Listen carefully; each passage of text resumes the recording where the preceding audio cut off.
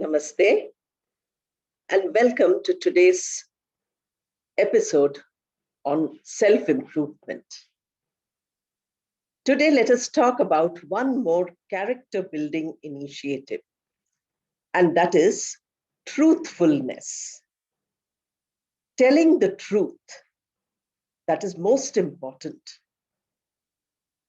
Our lives have become such that we seem to be finding it very difficult to know what is the truth and what is not. These days, we have so much exposure to media, but we don't seem to be able to trust anything or anyone. This attitude of suspicion has made us also deviate from truth. So, to tell the truth, things as we observe them, factually, to be honest, to be accurate, and not even telling a very simple lie. Sometimes they're very casual, they're very, light-hearted. But that also, if we do, we are compromising our self-improvement. We are spoiling all the improvement strategies just by this one mistake, and that is telling lies. So let us now try to keep in mind that truthfulness is a very important quality for all of us to cultivate. As usual, I would like to give you a couple of examples before we talk about practice. These examples are very useful for us because they serve as role models. When we look at some role model, we can emulate, we can do what the other person is doing. We can try to follow that person or that behavior in order to become like them, like that, in that context, to be like them. We have in all our languages, I'm sure, a saying that truthful Raja Harishchandra,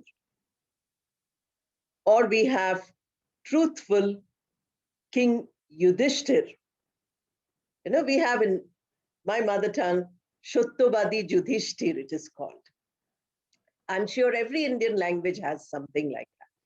So why are they remembered? They are remembered for their truth, their honesty. I'm sure if you read these stories, I cannot tell you because we have little time, but most of us are familiar with these stories. Youngsters who might not be familiar with these stories can always read it. I remember seeing in some social media that the younger generation does not know who is Sita.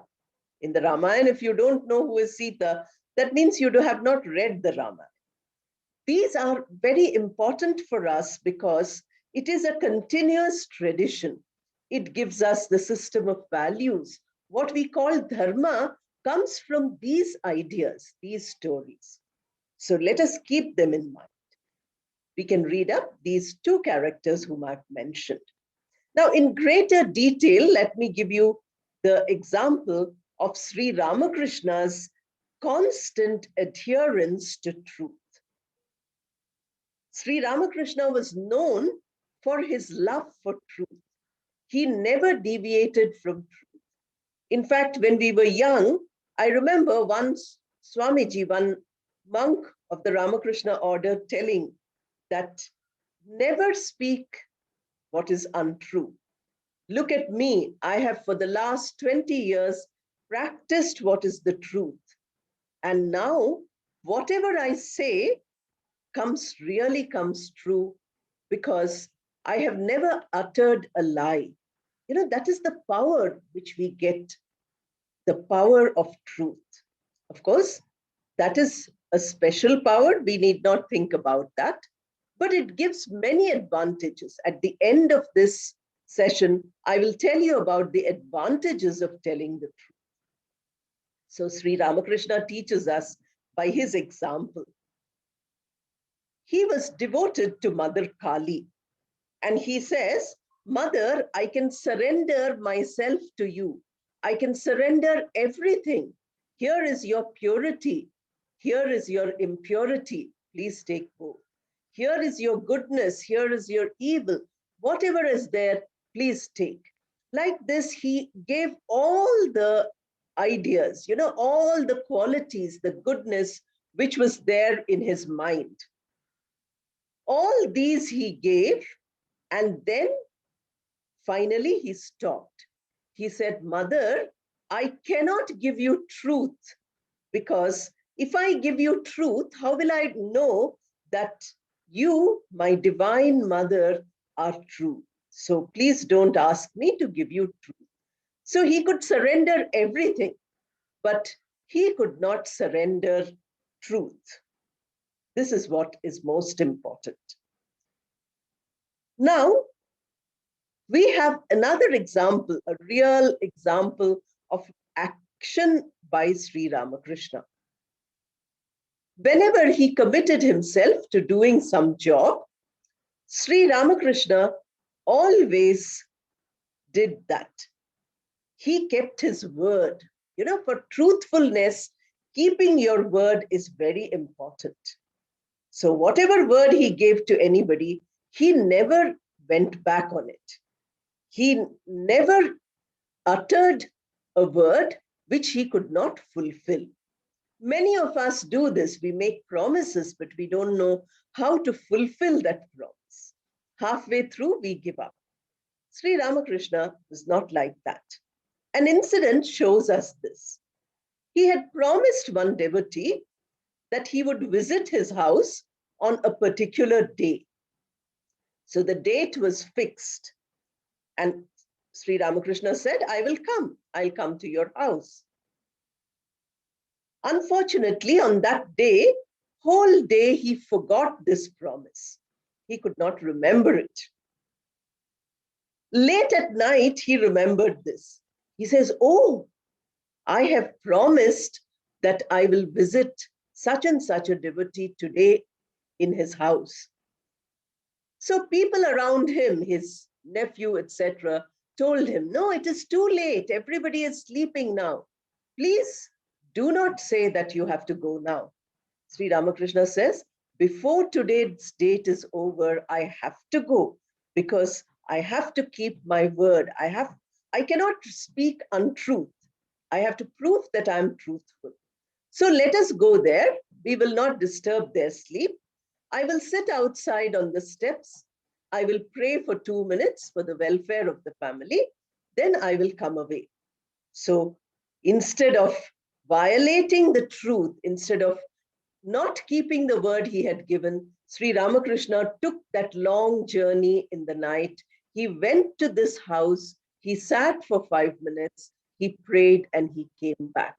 In this way, he kept his word. He did not allow his word to become a falsehood. He did not allow his word to become a lie. This he teaches us. But in spite of all these teachings, we casually, without realizing, we often speak untruth. We become so habituated to speaking untruth that we have forgotten how to speak the truth. The untruth comes first, but this should not be. So let us see what are the contexts in which we can learn to be truthful. Remember that all our training takes place first at home. Every child learns all the good values in the lap of the mother. That is why women's education is so important. Swami Vivekananda brought Sister Nivedita to India for this, because the woman is the character builder of all the future generations. If you look at all the people who are doing the crimes, who are doing negative things, who are killing or hurting people, who are cheating and stealing, you will find that at the lap of the mother, they did not learn. Maybe the mother herself could not teach. She did not have the values which she could teach. Remember that just going to school and college does not give you education. Some people who are still in the villages, who have little education even today, they have excellent values. They speak the truth all the time. Whereas people who are highly educated might have values, or they may not also have values. So you cannot equate school, college education to values. You have to equate it to your family. How does the child learn? The child learns from the parents. I'm sure all of you have heard a humorous example. The parents keep telling the child, speak the truth, speak the truth. When somebody rings the bell, the father or the mother says, whoever has come, tell them I'm not at home. Now, actions are more powerful than words. So this little child learns that even though parents are at home, they are telling a lie that they are not at home. So what did they do? They taught the child by example rather than by precept, that is, rather than by words. Words are not so powerful as actions. So the child learned the first lesson of telling lies. Many children grow up, the parent says, that this is the money for paying your fee. The child goes and spends that money on something else and comes home and says, oh, I lost that money, somebody took it away from me. Total lie. How did it happen? Because you have been conditioned to lying from childhood. You have programmed your mind in such a way that lies come easily.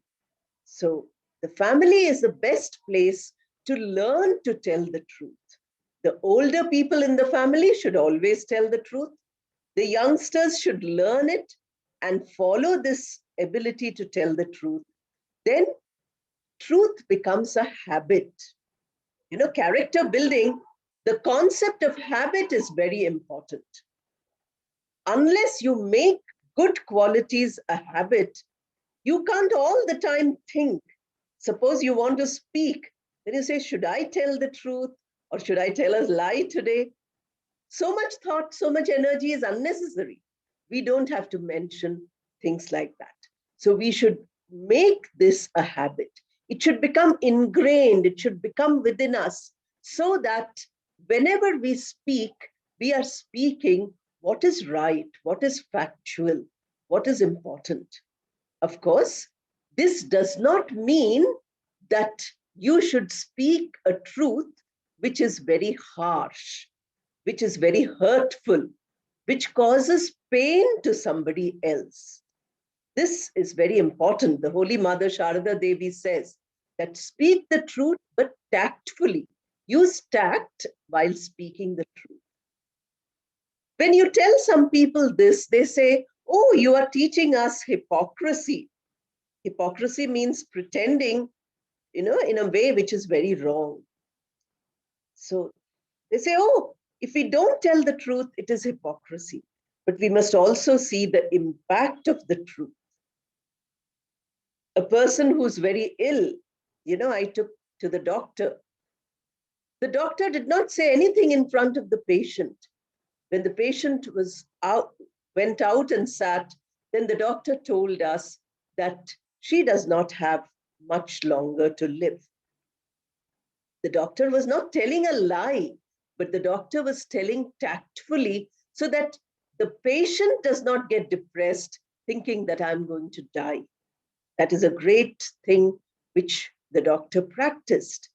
Like that, very often we find people using tact. They are not telling lies. They are not avoiding the truth. They are not hiding the truth, but they are not hurting anybody by using that truth. This is what we have to keep in mind.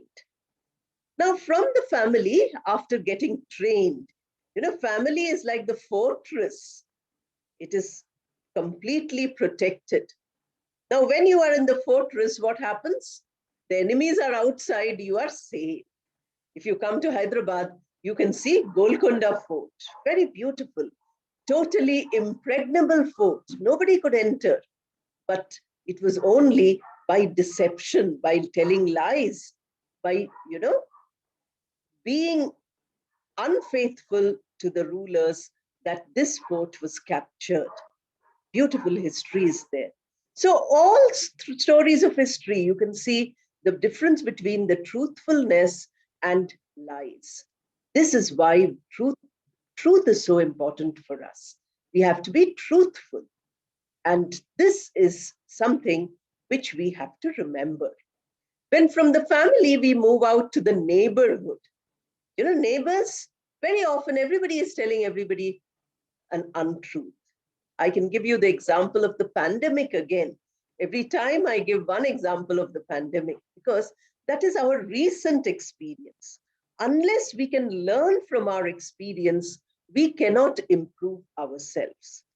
So during the pandemic, if anybody in the neighborhood got infected, they would like to hide it. They would not tell the truth. That is how infection was spreading. One member of the family, of some family, gets it, and the whole, neighborhood gets the infection. So see how safe it is to tell the truth, how unsafe it is to tell lies. I remember telling everybody, I sent a WhatsApp to group message to all my neighbors when we were infected. Many people told me, why did you tell?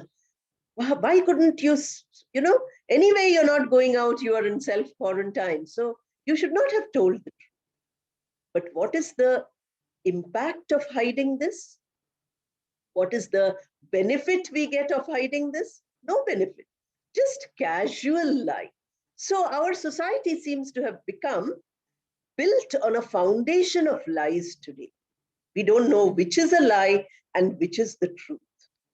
Look at social media. Every day a message comes. Next day that message somebody sends by saying, no, it is fake news. I have mentioned this many times. People are saying various things on social media which might not be the truth. Social media is a powerful medium.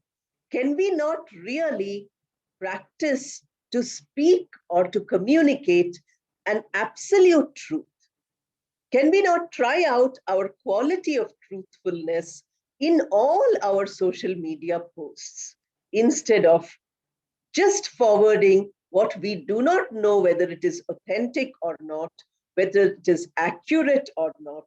We do this. We don't seem to use our capabilities, like I told you, critical thinking. So we need to be very cautious. Then we have, other media also. You read something in the newspaper, and then next day a correction comes. Such and such a fact which was mentioned yesterday is actually not correct. So we know that, inadvertently, without planning also, sometimes lies are coming. So who is the person who has really got self-improved? A person who can admit, sorry, I spoke a lie, that is not correct. Now let me speak the truth. This needs a lot of courage. It needs a lot of strength of mind, you remember we spoke about. This, unless we do this, we can never benefit. Now from neighborhood, from social media and other media, we can move on to our school, our college, our office, workplace, anywhere. Now, how much truth do we hear or do we speak? How many lies do we tell? Nobody thinks about these things. We say, tomorrow, as teachers, I might have said, tomorrow I would like to come exactly at 9. I have forgotten. Keeping our word is very important for truthfulness. So the teacher goes next day late. The students are waiting. 50 students into half an hour is 25 hours of time wasted because of your one mistake, and that is you are not able to keep your word.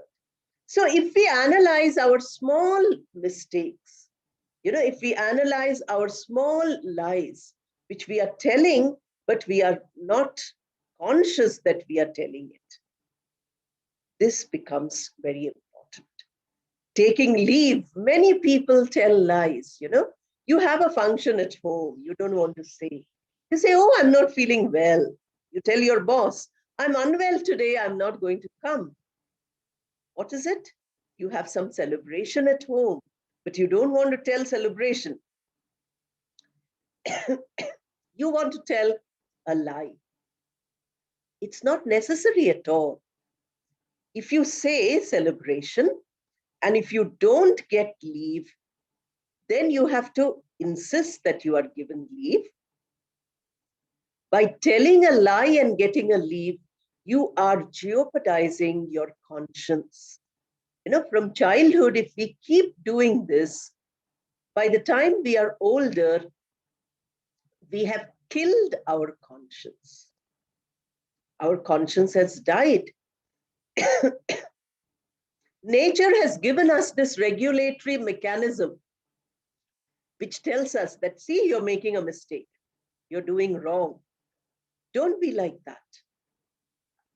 Try to understand that in all these places, truth is very important.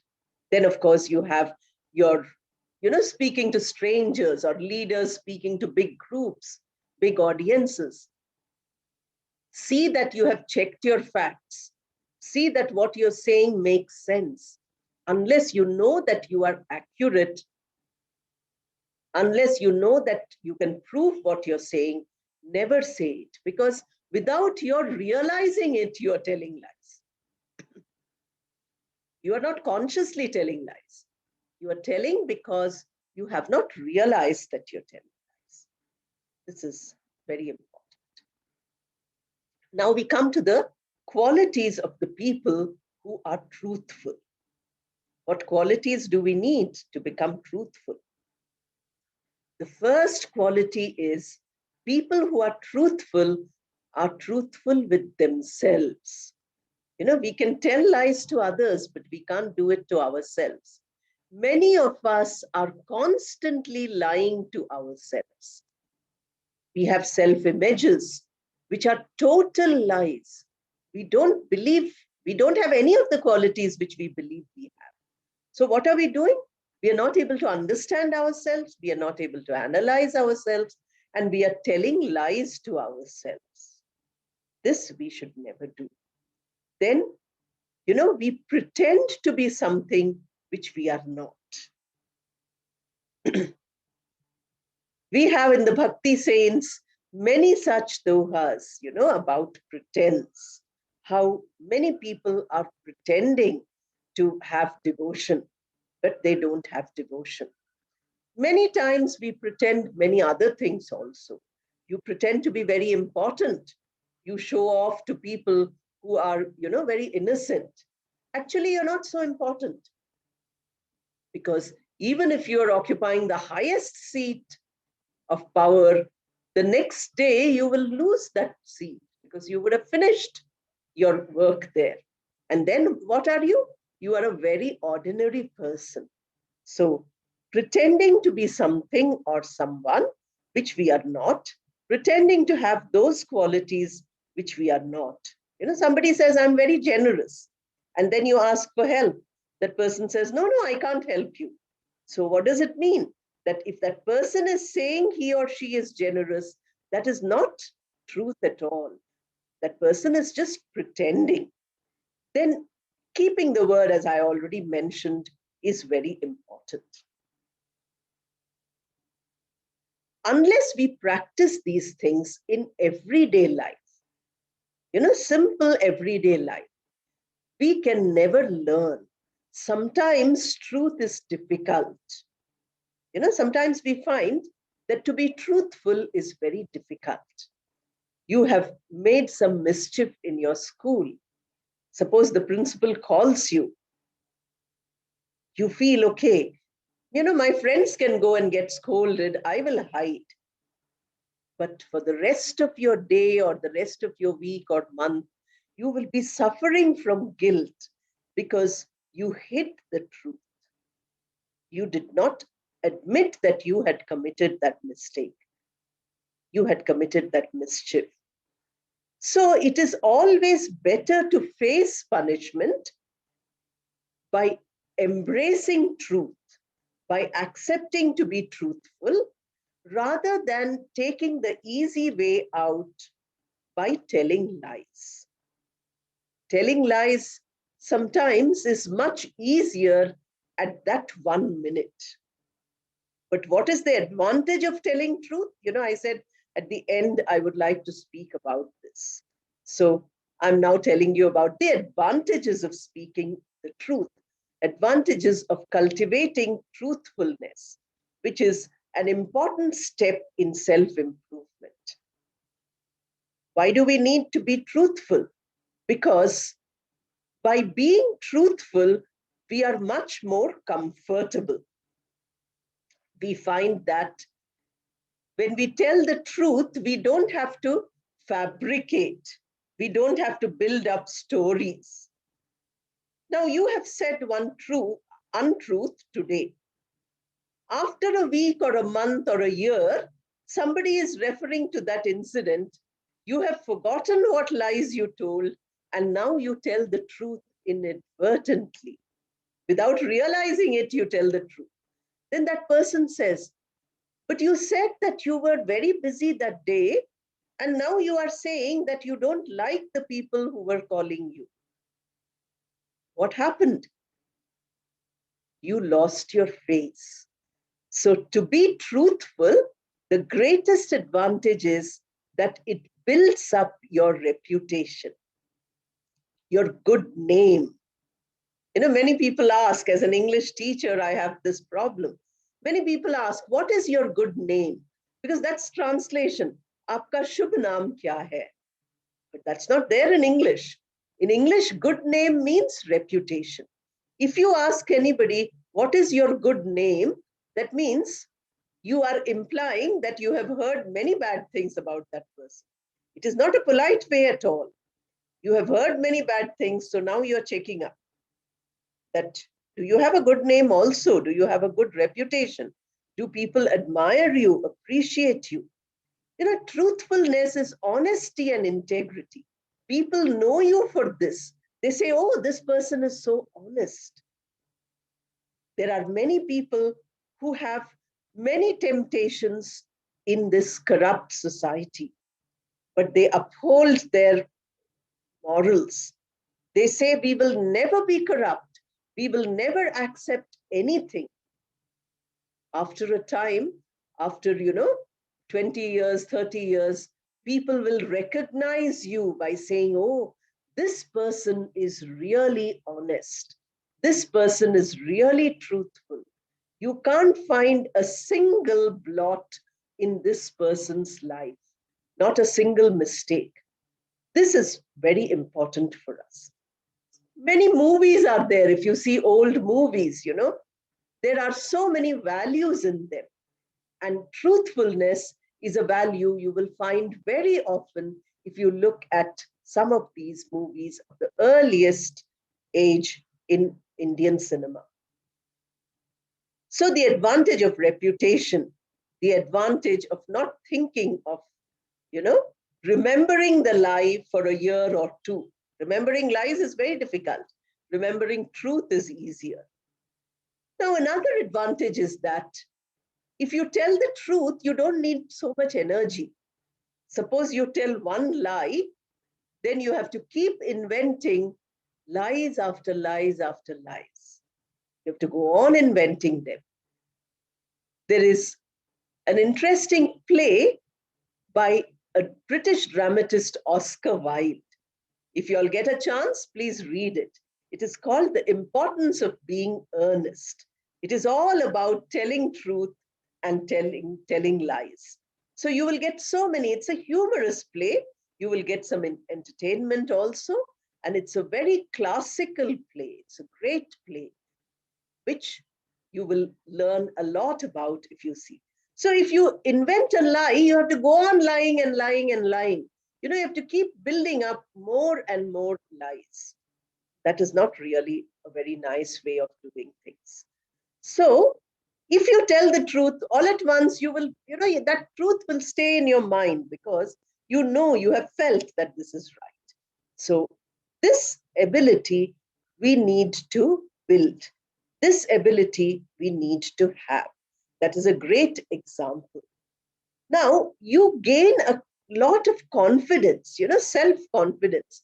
Srikantanandaji, I think, has many videos, but they might be in Marathi, on self-confidence. Self-confidence comes when you speak the truth. Truth gives a lot of strength. It gives that confidence to you that, yes, what I'm telling you is the truth. Whereas if you are not telling the truth, then you don't get confidence. Today we find many people are losing confidence, not only the person who is telling the lie, but the people who are listening to that person also are losing their confidence. Some fact, some statistics is being presented to you. You know that it is not correct.